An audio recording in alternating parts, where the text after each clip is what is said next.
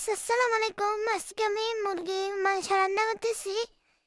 দেখেন একটা কাঁচামরিচ টুকরা দিয়ে দিছি, বাদাম বাটা দিয়ে দিছি, তারপর সরষে বাটা, পেঁয়াজ বাটা সব কিছু দিচ্ছি, তারপর রসুন কুচি দিয়ে দিছি। এখন মশলাপাতি সবগুলো দিয়ে দিব। দেখেন এই যে সবগুলো দেওয়া শেষ।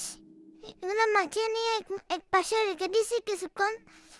তারপর দেখছি দিয়ে এখানে তেল দিয়ে দিলাম। এখন সবগুলো ঢেলে দিচ্ছি।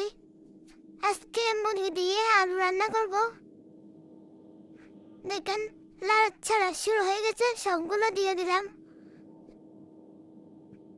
দেখেন ছাড়া চলতেছে। দেখেন একটু কষে আসছে, যখন একটু করে পানি দিয়ে দিয়েছি। এখন আলু দিয়ে দিছি দুটা বড় বড়।